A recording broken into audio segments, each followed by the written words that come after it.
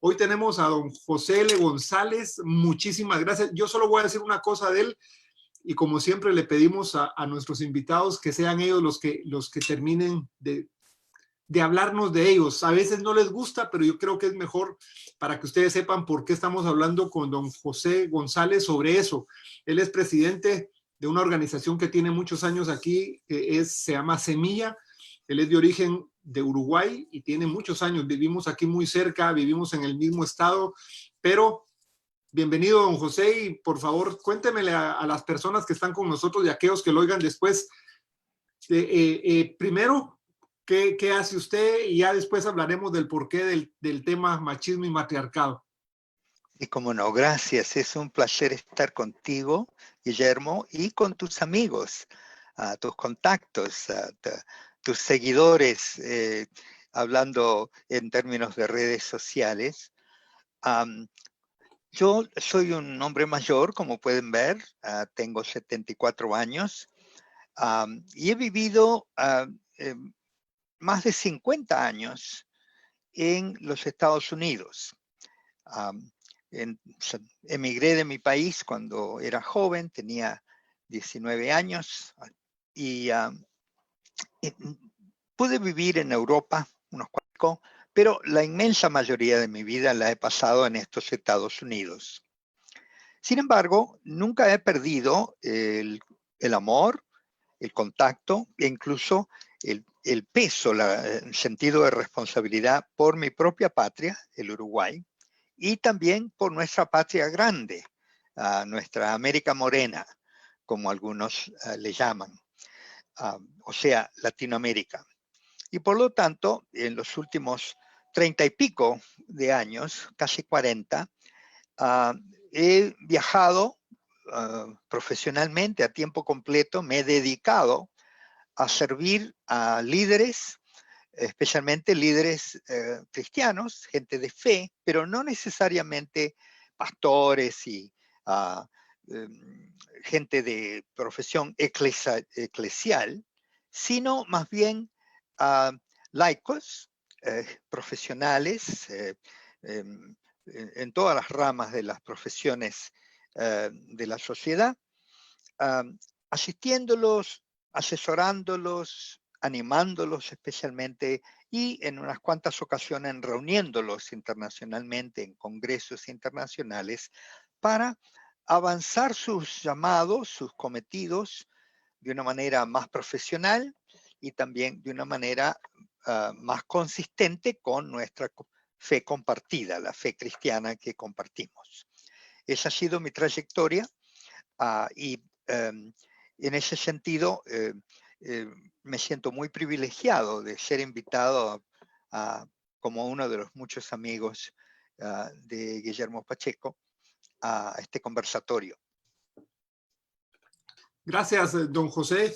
Desde mi iglesia creímos que era un tiempo de poder posicionarnos en qué sentido, posicionarnos en ser una posibilidad para las personas, y por eso hemos tocado varios temas: la educación, la familia. Hoy en la mañana estuvimos con un amigo suyo hablando de la política en tiempos de pandemia con Gerardo Amaría. Hemos hablado sobre finanzas. O sea, estamos tratando de que la gente también no solo aproveche este tiempo, sino que sea una oportunidad de que la gente pueda entender algunos temas, de repente algunos temas nuevos. Creo yo que es un tema muy importante, es un tema que tratamos en cierta manera con Sixto Porras, que usted conoce muy bien. Con Sixto tratamos el tema de la familia en general. Pero las raíces estas de hablar de machismo y matriarcado, creo que no lo había escuchado yo antes. Digo, uno habla hoy hablar de machismo, hoy hablar de matriarcado, pero puesto en un libro, como usted lo logró hacer de una manera magistral, es verdaderamente de conocer y cómo uno le puede sacar el mayor aprendizaje. Entonces, si yo le dijera de principio, antes de entrar a hablar de machismo, matriarcado, ¿por qué es importante en este tiempo que la familia pueda entender raíces, o sea, pueda entender cultura? Porque al final, cuando se juntan dos personas, cada una trae su modelo, o armamos uno o cada uno quiere poner, en marcha el de ellos. Entonces, ¿por qué es importante este tema en estos tiempos, don José? Bueno, hay razones inmediatas, prácticas, como la que tú mencionaste hace unos minutos al presentarme, de que como estamos encerrados, una gran parte de la población del mundo hoy en día, estamos encerrados en un contexto familiar. Y todo el terror por fuera y el encerramiento por dentro exacerban los problemas naturales, normales, los conflictos que toda pareja tiene, toda familia tiene, y entonces corremos peligro de caer en extremos y de dañarnos mutuamente, en lugar de aprovechar ese encerramiento para poder vincularnos mejor, para poder consolarnos mejor, tranquilizarnos mejor y prepararnos mejor para la próxima etapa, porque seguramente esto también va a pasar, pero va a pasar para dar lugar a algo nuevo, desconocido, que no podemos prever. Entonces me parece importante tratar de un tema que se centra en el vínculo tan importante, tan poderoso, tan impactante que existe entre el hombre y la mujer y sus relacionamientos, específicamente en el pacto matrimonial, en la familia que se deriva de él. Cuando usted habla de pacto matrimonial, me llama la atención el tema este del pacto matrimonial a partir de la palabra pacto, porque creo que en estos tiempos, cuando uno habla de pacto matrimonial, pues como puede estar como muy raro, y máxime en los tiempos donde volvimos otra vez a estar en casa, no salíamos como salíamos antes. Probablemente Sixto Porras trajo un tema que es el síndrome del tigre enjaulado. El síndrome del tigre enjaulado. Pero se dan muchas cosas, pero una de estas es ¿por qué es importante que una pareja pueda evaluar su pacto matrimonial? Digamos, digo esto en este momento para ir cayendo por temas, sobre todo una de evaluar el pacto, y lo otro es que después vamos a hablar del tema de ese modelo mental que uno trae donde entra la cultura y la historia. Entonces, ¿por qué es importante el tema del pacto? ¿Qué tiene que ver el pacto con el matrimonio? Oh, muchísimo. El matrimonio es un pacto. Pero primero vamos a hablar del pacto, porque en la cultura cristiana occidental representamos el pacto matrimonial con un anillo, así como este, ¿verdad? Un anillo de matrimonio. Primero un anillo de compromiso, luego un anillo de matrimonio, el cual cada uno de los cónyuges o futuros cónyuges lleva para recordarle de que han hecho un acuerdo inquebrantable entre ellos dos, de amarse hasta la muerte, con exclusividad. Esas son las características simplificadas del matrimonio. Es una promesa, nos prometemos amarnos y apoyarnos mutuamente de por vida. Es lo que representa este anillo en mi mano y en la mano de mi esposa. El anillo recuerda el arco iris. Anteayer hubo un arco iris precioso sobre la ciudad de Nueva York. Me impactó ver toda la fotografía de la ciudad de Nueva York bajo el arco iris. El primer arco iris, como leemos en el libro de Génesis, fue el que Dios puso sobre toda la tierra como una promesa de que nunca más eliminaría a toda la población, salvo a los que a Noé y a su familia, con un diluvio universal. Entonces, es una promesa de vida, es una promesa de alta esperanza, es una promesa de algo bueno. Y el matrimonio es eso, es una promesa de vida, es una promesa que anticipa algo bueno, es la unión de dos seres humanos, un varón y una mujer, para amarse de por vida con exclusividad. Es un regalo inefable que podemos ejercer con libertad los seres humanos, un don de Dios. Ahora bien, el pacto matrimonial es algo que ha sido cuestionado últimamente, después de milenios de observarlo y de vivirlo en todas las culturas y en todas las religiones, pero es algo que Dios no ha cambiado. Y sus reglamentos y sus ordenanzas, así como el arco iris salió anteayer sobre Nueva York, así mismo los matrimonios de pacto, los matrimonios comprometidos a obedecer sus reglas unos con los otros, también durarán toda la vida y también producirán la bendición inefable de dar fruto en hijos para la mayoría de los matrimonios y del amor inefable que se prometen y viven dos cónyuges, un hombre y una mujer. ¿Qué les puede dejar en este tiempo hacer evaluación de pacto? O sea, o sea, ¿cómo, por decirlo así, cómo le podríamos ayudar a una pareja en este momento a evaluar el pacto? Probablemente algunos tienen 25, otros tienen 20, otros tienen 3, otros tienen, o sea, hay una diferenciación y probablemente aunque tengan 35, 5, 8, nunca habían tenido la oportunidad que tienen ahora de estar varios días en la casa y probablemente están viviendo una luna, están recordando la luna de miel, otros no sé qué están, pero, o sea, ¿qué elementos es importante que podamos ver en ese pacto? Y ahí vamos a caer justo a esta parte. Con eso quiero abrir el pie para ya que podamos tocar machismo y matriarcado, o sea, esas dos palabras que culturalmente pueden identificarnos, pero cuando lo vamos a ver desde esa parte histórica también, que es lo valioso de su investigación. Entonces, ¿qué rasgos pueden ellos encontrar para que se les facilite evaluar el pacto matrimonial? Pues miren, los que estamos ya viviendo dentro de un compromiso, un pacto matrimonial, entendemos de que es algo que se cultiva con diaria fidelidad.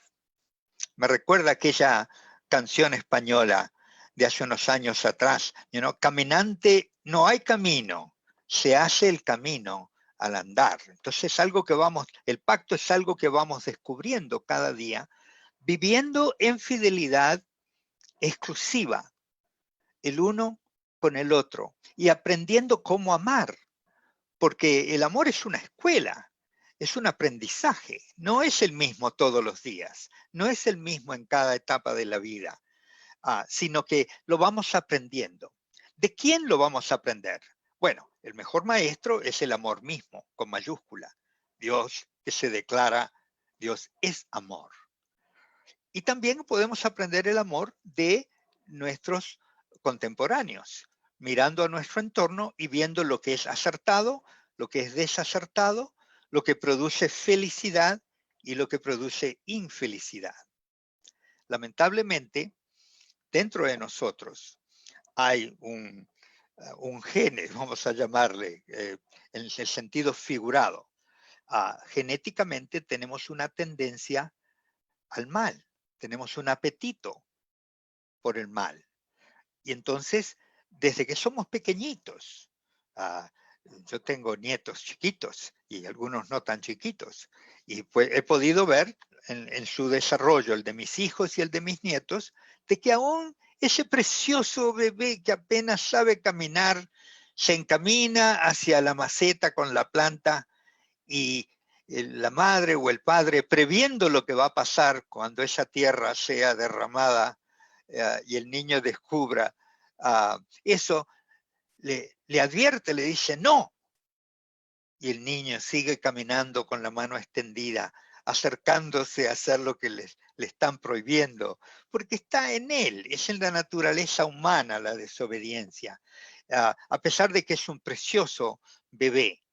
Pero ya el mal está en él y esa inclinación hacia el mal, esa curiosidad de lo malo está en todos nosotros. Entonces, desgraciadamente, ese apetito hacia el mal, esa tendencia al pecado, diríamos en términos religiosos, esa tendencia hace de que ese gran amor, impulso de amor que tenemos adentro y que queremos darnos los unos a los otros para hacernos felices y para hacer nosotros felices, desgraciadamente se desvía y se convierte en algo dañino con mucha facilidad.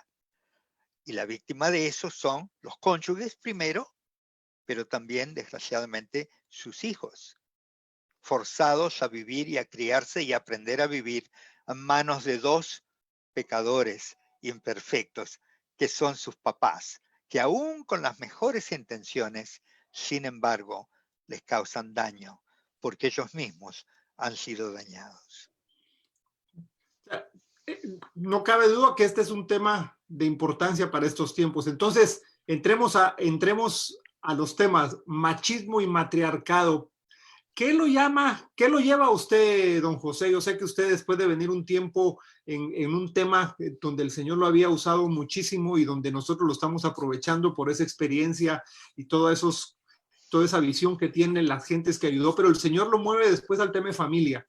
Usted nos ha comentado ese movimiento al tema de familia, pero no es simplemente a quedarse en el tema de familia y tocar temas, sino entra a hacer esta investigación y a proponer el tema machismo y matriarcado.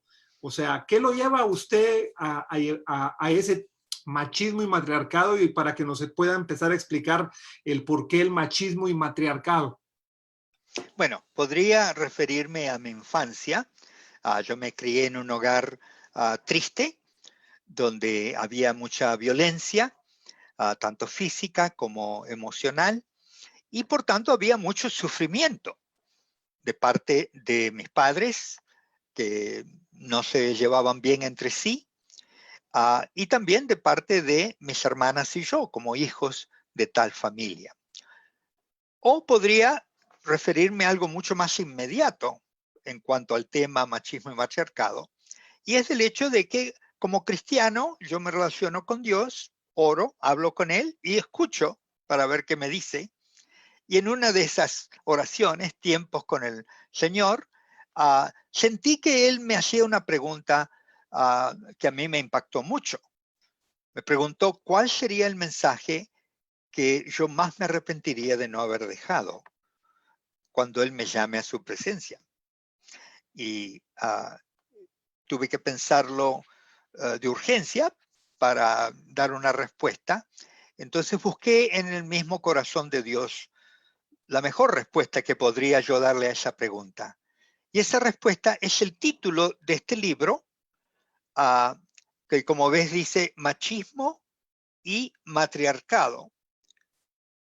Y muestra en la carátula un árbol frondoso por un lado, pero también por el otro escuálido, muy dañado por las raíces tóxicas que producen ese árbol, algunas de las cuales le dan vida y salud, pero otras lo marchitan y lo dañan. Y es una manera representativa de demostrar que en nuestra cultura hay cosas muy hermosas y llenas de vida, pero también hay cosas muy aciagas y dolorosas. Y les di entonces a esas cosas el nombre de machismo y matriarcado. Son dos términos sociológicos, como tú sabes, que describen dos fenómenos por los cuales somos reconocidos como cultura por las otras culturas. No es de que nosotros seamos los únicos que sufrimos estos fenómenos, ni mucho menos, son fenómenos universales, todos los hombres y todas las mujeres en todas las culturas, porque vienen desde la caída. Y si quieres podemos hablar de eso. Pero en nuestra cultura, la tendencia natural del ser humano a competir por el poder y a querer sobreponerse sobre el otro, sobre el prójimo, en lugar de amarlo y dar la vida por él, que es la definición del amor, se acentúa a causa de nuestra historia, como tú has mencionado, porque nosotros somos frutos de una historia de conquista inigualada en toda la historia de la humanidad. Hispanoamérica fue conquistada, como todos sabemos, comenzando hace 500 y pico de años, por una nación que ejerció un control total, no solo político, ah, y obviamente por la fuerza militar, sino económico, de una manera sumamente estricta. Por ejemplo, todas las importaciones que venían de toda América solo podían salir de 2 puertos y solo podían entrar a España por otros 2 puertos. O sea, un control increíble de la vida económica, de la vida política, de la vida religiosa, porque el régimen español colonial fue un régimen totalmente religioso. Los reyes en la era del descubrimiento adoptaron para sí el apodo de los católicos, los reyes católicos. Entonces fue una conquista religiosa, una conquista militar, económica, política y una conquista también física.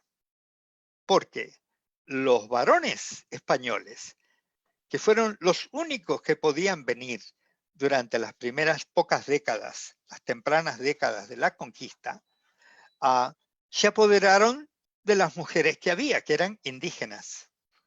Y en ellas se engendraron millones de mestizos. Y aun cuando empezaron a venir las mujeres españolas, 10, 15, 20 años después de comenzada la conquista en cualquiera de los asentamientos donde había comenzado, esa interacción indebida, ese uso sexual de la mujer indígena continuó, solo que revestido de un matrimonio formal con la española y los hijos legales y legítimos con la española, pero seguían ocurriendo las uniones sexuales y los mestizos que de ellas se derivaban.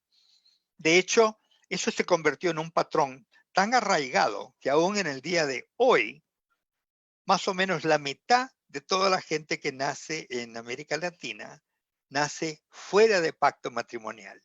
Somos ilegítimos en el sentido legal de la palabra, aunque hoy en día se están cambiando las leyes para que eso no exista, pero sí existe y es una realidad vivida y sentida por la mitad de nuestra población.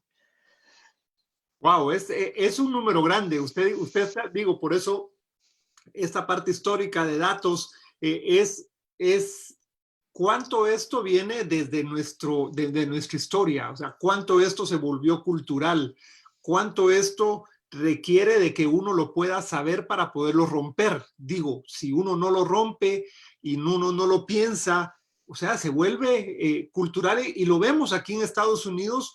Cuánta gente que viene de nuestros países, de América Latina, resulta haciendo lo mismo. O sea, uno encuentra gente aquí que tiene una familia aquí, que tiene una familia allá. O sea, al final resultan no dándole ni lo bien aquí ni lo bien allá. Entonces es un problema que probablemente no lo habíamos pensado. Y yo realmente no le había dedicado mucho al tiempo en pensarlo desde dónde viene el origen, de por qué nosotros decimos, no, el machismo, incluso nos atrevemos a decir que hay otros más machistas que otros, incluso nos atrevemos a decir que en México si no le pega a la mujer no la quiere. O sea, usted se puede imaginar esos juicios, si no me pega no me quiere, pero tiene esa raíz de machismo y matriarcado, digo, sobre todo del machismo, pero el matriarcado tiene también sus raíces muy marcadas y también tiene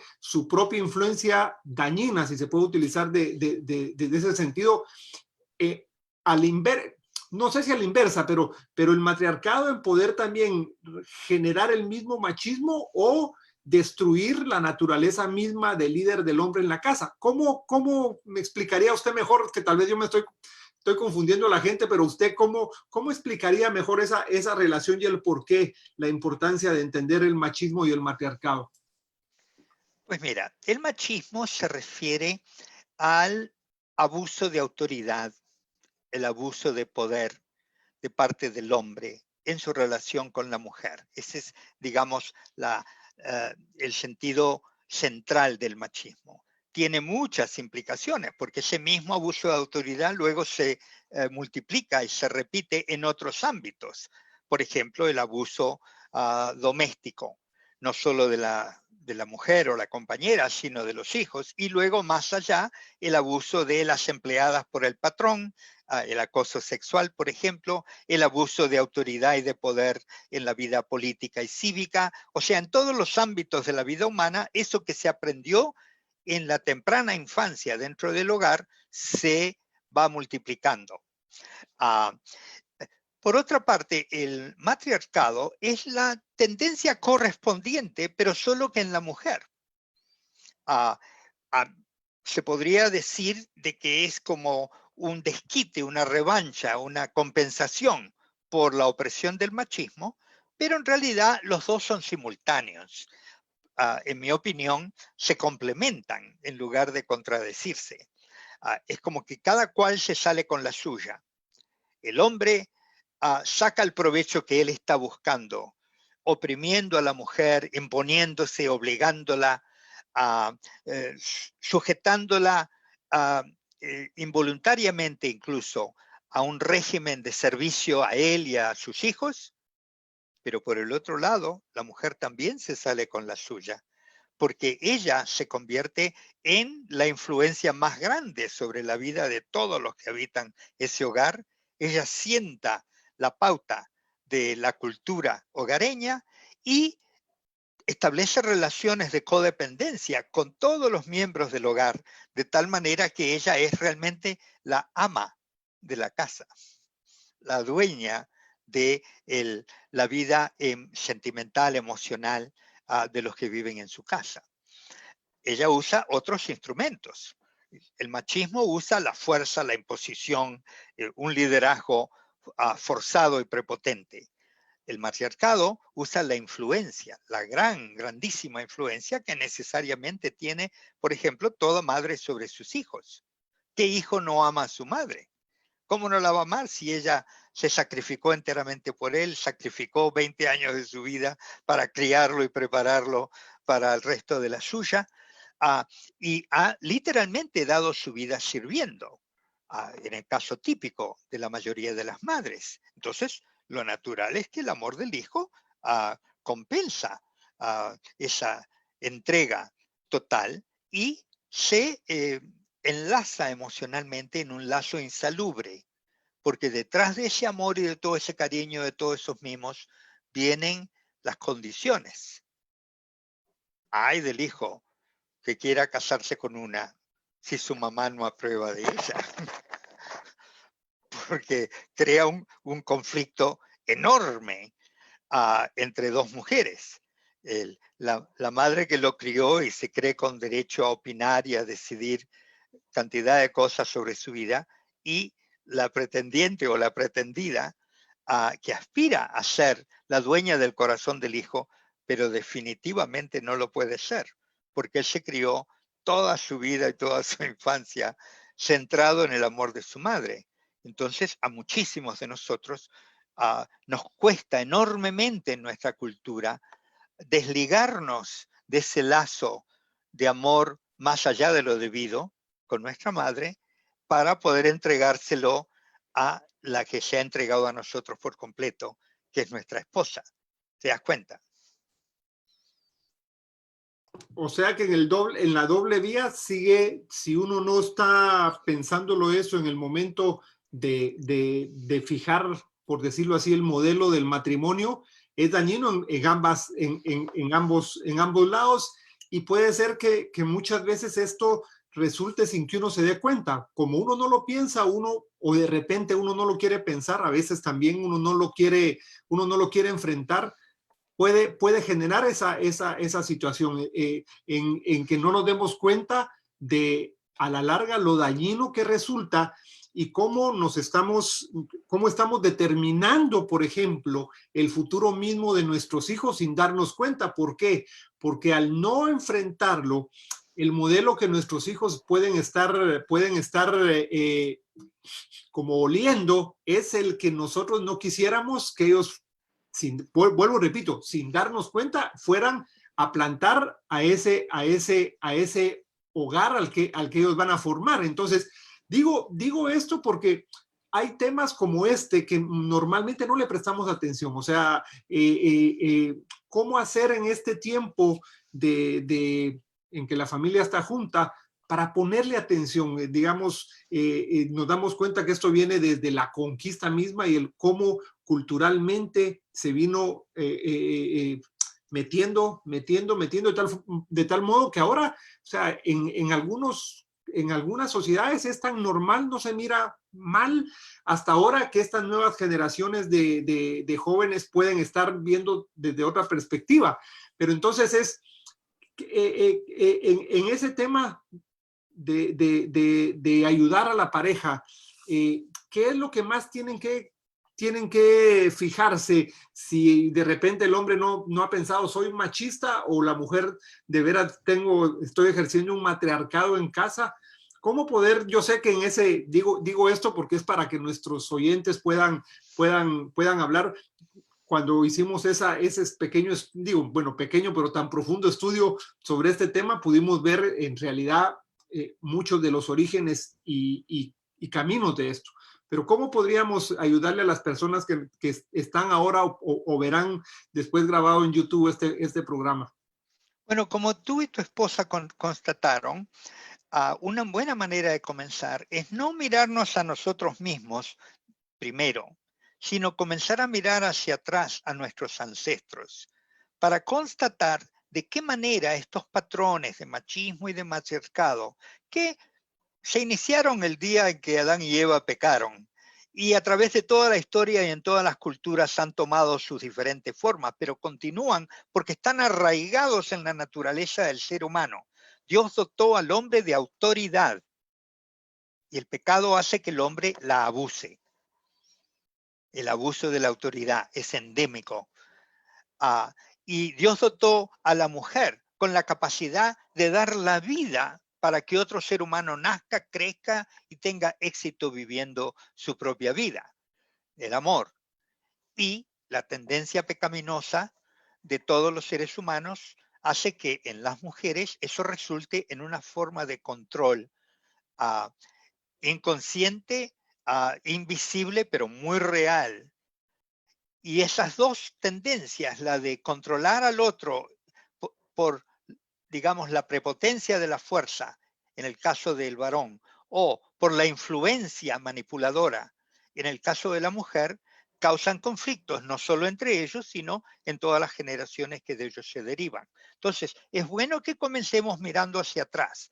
El que tenga una base religiosa no tiene más que leer el versículo 3:16 de Génesis y entender lo que quiere decir ese versículo y empezar a darse de esta raíz de pecado universal. Para el que no tiene ese punto de referencia, yo sugeriría mire a sus propios ancestros, mire a su propia crianza y la crianza que vivieron sus padres.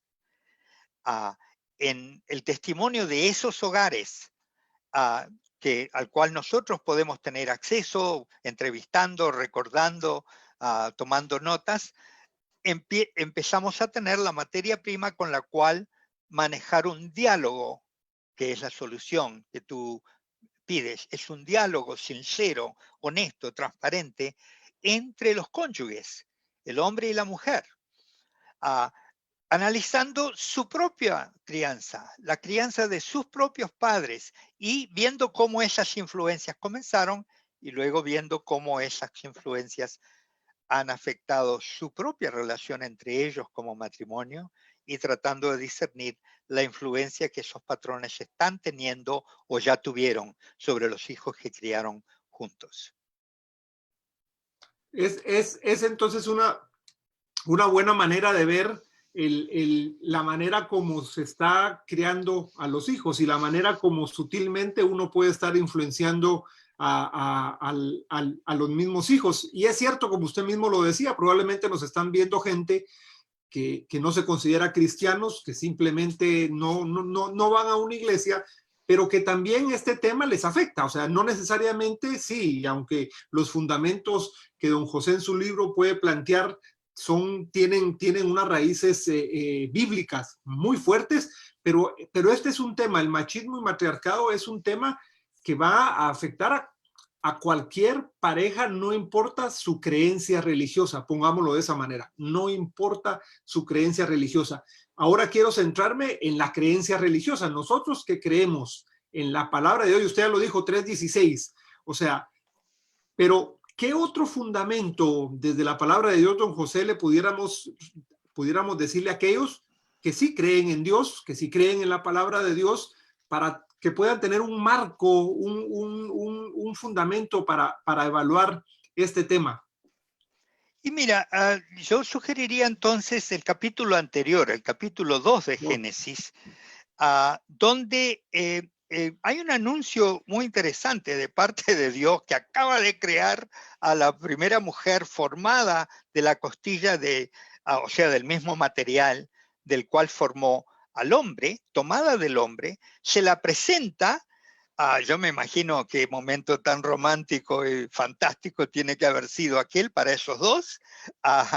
Y les dice que de ahora en adelante el hombre tendrá que dejar a su padre y a su madre para poder unirse a su mujer.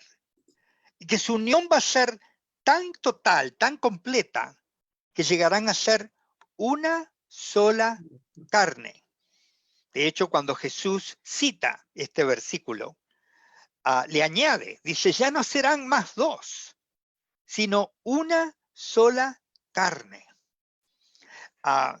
Aquí están los principios fundamentales del pacto matrimonial que Dios quiere para todos nosotros, seamos cristianos o no seamos cristianos. El diseñador, el hacedor de todo, ha diseñado el matrimonio de esta manera, que primero tenemos que ser capaces de poner atrás lo que fue nuestra familia de crianza, de separarnos, de dejarlo, para poder unirnos debidamente en un nuevo matrimonio y formar una nueva familia. Esto es importantísimo. En nuestra cultura, los cristianos que leemos esto, concordamos, sí, es cierto, el hombre dejará a su padre y a su madre, pero en realidad a la madre nunca se la deja, porque ese lazo umbilical emocional que ha existido con la madre es tan fuerte que parte de eso que hemos absorbido lo que directa o indirectamente nuestras madres y abuelas nos inculcaron, y es que a la madre nunca se la deja. He ahí un fallo grave de nuestra cultura que predispone a la infelicidad de ese matrimonio, porque muchas veces el hombre no deja a su mamá, otras veces la mujer no la deja, o a veces ambos viven supeditados, sobre todo los primeros años de su matrimonio, a las opiniones, a las direcciones, a las costumbres que dicta la relación con su mamá. Entonces, primero tenemos que ser individualizados para poder realmente unirnos y llegar a ser una sola carne juntos, una misma unidad juntos. También hemos aprendido de otras porciones de la Escritura, porque hay toda una teología del matrimonio, de que el matrimonio requiere fidelidad. No podemos unirnos a una y luego a otra y otra y otra. No, no, no. Es una sola, exclusiva y de por vida. Esas son las reglas para el pacto matrimonial, que las únicas que pueden asegurar la felicidad no solo de los cónyuges, sino también de sus hijos. No son todas las reglas, pero son las más imprescindibles de todas. Son las más Imprescindibles. Imprescindibles, No podemos prescindir de ellas. Imprescindibles, o sea, son las más imprescindibles de todas. Pero justo lo que hablaba usted, a veces uno puede hablar cuando uno da consejería matrimonial y uno le dice, mira, tú te tienes que separar de tu familia, pero ¿quiere decir que yo no voy a cuidar a mis padres? O sea, ¿quiere decir que yo me tengo que olvidar de mis padres? No es eso, no es, porque al final la palabra de Dios dice que uno es bienaventurado uno en honrar a los padres. pero creo yo, y en este punto también sería bueno hablar en el impacto en esto, es cómo honro yo a mis padres. Ojo, ¿cómo honro yo a mis padres sabiendo que los tengo que dejar? Esa es una buena, digamos, ¿cómo honro? ¿Cuál es la mejor manera a partir de esta culturalidad? ¿Cómo puedo yo honrar a mis padres rompiendo esta culturalidad? Esa es una excelente pregunta. Tiene dos partes. Primero, los padres tenemos que entender que los hijos no nos pertenecen a nosotros. Los hijos pertenecen a Dios.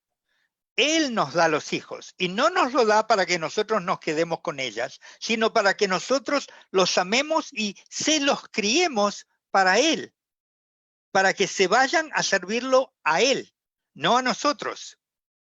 Son de Él y son para Él y para sus propósitos. Cada hijo tiene un propósito divino y ese propósito divino debe ser cumplido y los padres debemos ser los primeros en inspirar, apuntalar, bendecir el propósito de Dios para cada uno de nuestros hijos.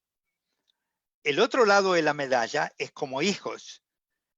¿Cómo mejor podemos honrar a nuestros padres cuando sabemos que somos de Dios, vinimos de Él y vamos a Él, independientemente de nuestros padres?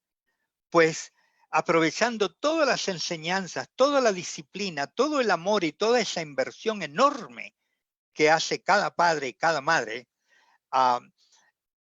para convertirnos en seres humanos capaces de cumplir los propósitos de Dios en nuestra vida, para esforzarnos en el aprendizaje, la enseñanza, la escuela, aprender la profesión, vivir vidas honradas, ser útiles a los demás, ser gente de servicio siempre disponible. Esa es la mejor manera de honrar a nuestros padres y a nuestras madres, honrar su esfuerzo, honrar la misión que ellos han cumplido, honrar las enseñanzas que nos dieron. Es de lejos la mejor honra que se le puede dar a un padre. Pablo mismo lo dijo hablando de sus hijos espirituales. Dijo, no tengo mayor gozo sino ver a mis hijos viviendo, caminando en la verdad.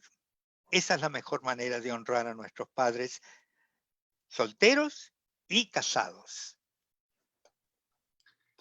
Eso que usted está diciendo parte, creo yo, en este tiempo de pandemia es una buena oportunidad de parte también de los padres para empezar a cambiar su contexto conversacional con los hijos.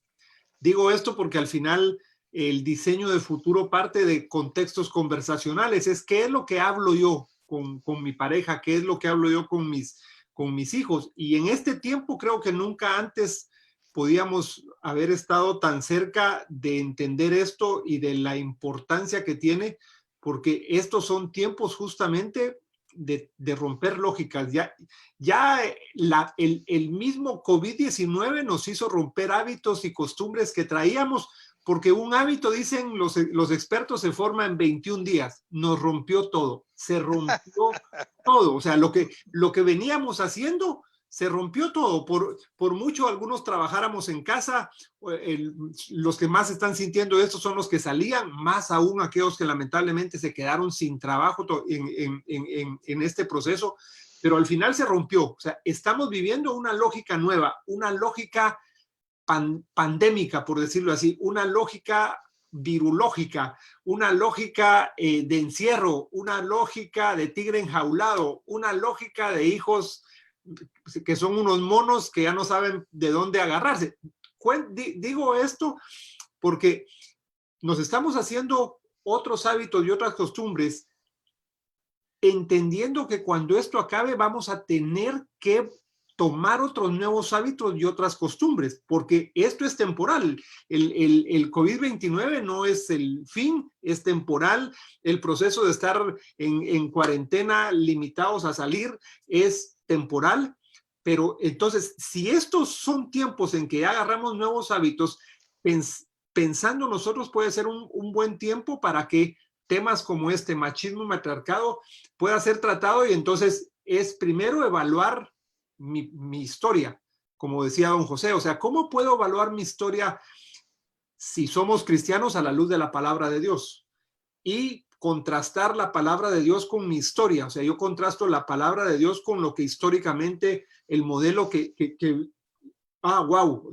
O de repente ya voy en ese camino, pero de repente con mi esposa no teníamos esa oportunidad y cómo puedo empezar a transmitir ese diseño de futuro con mis hijos para que después yo, cuando mis hijos estén casados, no les pueda a nivel de reclamo decirle, oiga, ¿por qué no has venido? ¿Por qué en vez es? O sea, estos son tiempos de nuevos posicionamientos. Entonces, don José, yo sé que vamos a hacer un segundo programa, no sé si la semana entrante o dentro de 15 días tenemos suficiente tiempo como para poder profundizar y tocar ciertos puntos todavía que vamos a hacer. Igual hemos quedado con muchos de los temas que hemos venido platicando, pero ayer, por ejemplo, hablábamos del tema de los adolescentes con Adrián Intreri, que es un argentino, no sé si usted ha oído de él, es un especialista en temas de adolescentes, y él mencionó una cosa muy importante que está en medio de esto. Él dijo, como resumen, dijo, mire, no hay mejor desafío que nos pueda, en mi familia, podamos salir de esto, es que cuando salgamos y que iglesiar sea de una manera diferente, en que cuando le pregunten a mi hijo, ¿dónde te congregas? En mi casa. ¿Y quién es tu pastor? Mi papá. Digo esto porque es romper lógicas. Partiendo de esto, don José, ¿qué mensaje les daría para resumir, digo, un tema tan profundo que hemos tocado muy por las ramas, pero vamos a hacer otro programa? ¿Qué mensaje le podemos decir a las personas ahorita en este primer tiempo, por decirlo así, primer tiempo en que nos reunimos? ¿Qué mensaje le puede decir a la gente para cerrar el tema de machismo matriarcado en tiempos de pandemia?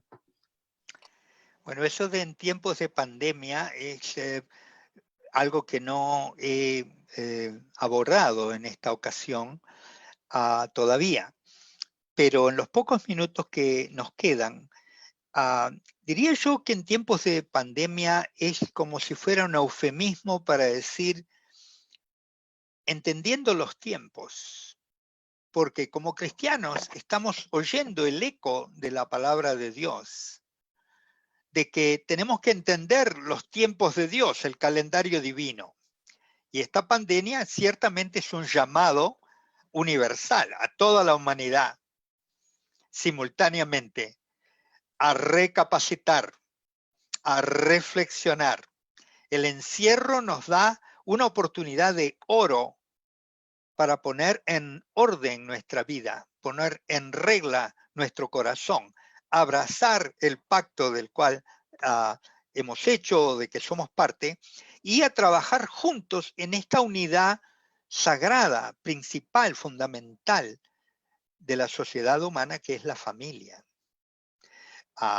Por ejemplo, hablando de los días del final, los últimos días, la Biblia revela que la última obra que hará el Señor en la tierra va a ser volver el corazón de los hijos a los padres y de los padres a los hijos. O sea, va a traer reconciliación a las generaciones que hemos heredado de nuestros padres y que hemos heredado a nuestros hijos, esos vicios y esas taras del pecado en su ropaje cultural que sean. El nuestro le llamamos machismo y matriarcado, pero eso no es nada más que una pista para saber por dónde enderezar.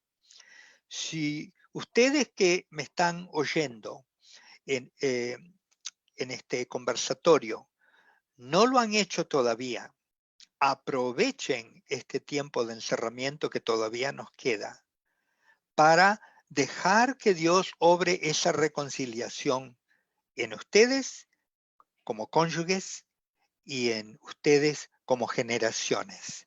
Acérquense lo más que puedan a sus padres y acérquense lo más que puedan a sus hijos o a sus nietos, según la edad de cada quien, para establecer lazos de amor. Este es buen momento para reflexionar, para hacer un inventario de nuestras propias fallas, los pecados propios, no los ajenos, y de confesarlos, de pedir perdón por los errores que todos hemos cometido, seguramente y sin excepción. y para perdonarnos los unos a los otros, para saldar cuentas, para limpiar el inventario, cosa que desde una perspectiva ahora sí cristiana, el Espíritu Santo pueda obrar en nuestras vidas como nuevas criaturas que Él ha deseado hacernos y que nos pueda llevar a un futuro que a nosotros, sentados donde estamos hoy, nos es desconocido. Ninguno de nosotros puede prever con ninguna certeza la manera en que los cambios que estamos viviendo ahora y estamos estableciendo ahora, esos nuevos hábitos, esas nuevas circunstancias, se van a desarrollar en el futuro. Podemos imaginarnos, podemos suponernos, pero no podemos prever con ciencia cierta. Sin embargo, este es el momento de trabajar sobre nosotros mismos y sobre nuestras relaciones más íntimas, las más importantes, las de mayor consecuencia, porque duran para toda la vida. Nunca tendremos otros padres, sino los que ya tenemos y los que ya somos. Esas son relaciones perpetuas, de por vida, lo mismo como debe de serlo los matrimonios en los cuales estamos viviendo. Entonces, abracemos esa oportunidad de oro que la vida, el Señor, Dios, nos presenta, aprovechándola para preparar un mejor futuro con más amor y con una autoridad más amorosa, amorosamente ejercida, y con un amor también más lleno de la dignidad de autoridad que el verdadero amor tiene que tener. Somos una generación, hemos sido una cultura muy consentidora. Las madres sobre todo le han permitido a sus hijos, sobre todo a los varones, demasiados vicios, con demasiados mimos, y nos han arruinado el carácter, porque sin darse cuenta, al mimarnos, criaron unos déspotas que sus nueras van a tener que sufrir.